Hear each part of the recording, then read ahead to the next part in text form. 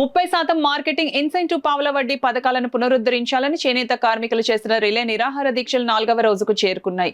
ఈ దీక్షలకు వైఎస్ఆర్సీపీ నాయకులు సంఘీభావం తెలిపారు. 4వ రోజు కొనసాగుతున్న చేనేతల ఆత్మగౌరవ దీక్ష చేనేతలకు వైఎస్ఆర్సీపీ జిల్లా అధ్యక్షులు దాడిశెట్టి రాజా, జెడ్పీ చైర్మన్ వేణుగోపాలరావులు సంఘీభావం తెలియజేశారు.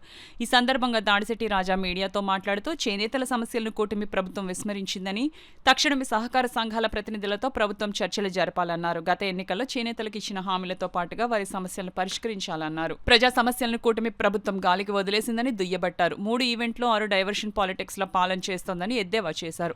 సహకార సంఘాల వద్ద ఉన్న నిల్వలను ఆప్కో కొనుగోలు చేయాలని, ముడిసరుకు ఇచ్చి పని కల్పించాలని డిమాండ్ చేశారు. ప్రభుత్వం డిమాండ్లను పరిశీలించి పరిష్కారం చేయాలని ఆల్ ఇండియా వీవర్స్ ఫెడరేషన్ జాతీయ అధ్యక్షుడు పప్పు రమేష్ కోరారు. ఈ కార్యక్రమంలో వైసీపీ నాయకులు, అధిక సంఖ్యలో చేనేతలు తదితరులు పాల్గొన్నారు. మా యొక్క న్యాయమైన డిమాండ్ల సాధన కోసం చేస్తున్న మా ఈ దీక్షకు మద్దతు తెలియజేయడానికి వచ్చిన వైఎస్ఆర్సీపీ నాయకులందరికీ, అలాగే మా వైఎస్ఆర్సీపీ జిల్లా అధ్యక్షులు దాడిశెట్టి రాజా గారికి, జిల్లా పరిషత్ చైర్మన్ విప్పర్తి వేణుగోపాలకృష్ణ గారికి అందరికీ కూడా ధన్యవాదాలు తెలియజేస్తా ఉన్నాం. ఖచ్చితంగా మేము అడిగేవన్నీ కూడా న్యాయమైన డిమాండ్లు.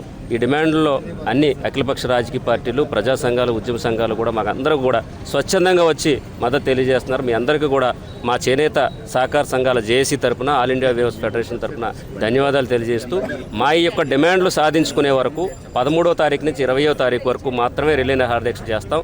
అప్పటికీ మీరు స్పందించకపోతే 21వ తారీఖు నుంచి ఆమరణ నిరాహార దీక్ష చేయడానికి మేము ప్రభుత్వానికి నోటీస్ ఇచ్చున్నాం. ఖచ్చితంగా 20వ తారీఖు లోపు మీరు డిమాండ్లు నెరవేర్చకపోతే 21వ తారీఖు నుంచి మేము అందరం కూడా ఇదే స్థాయిలో ఆమరణ నిరాహార దీక్ష కూర్చుంటామని చెప్పి ప్రభుత్వాన్ని హెచ్చరిస్తాం. మేము చూస్తామని చెప్పేసి నేతలని మీరు హామీ ఇవ్వడం జరిగింది.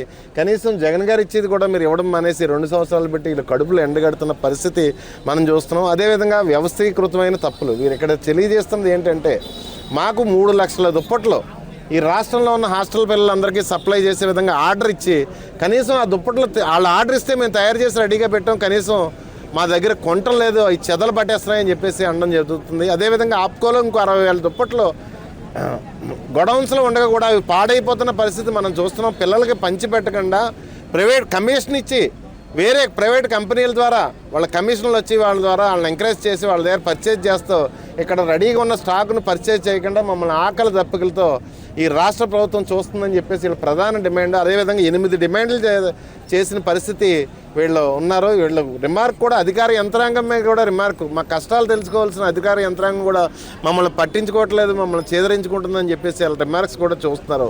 ఒకసారి వీరితో కూర్చుని ఈ సమస్యల మీద చర్చించి పరిష్కరించవలసిందిగా కోరుకుంటున్నాను.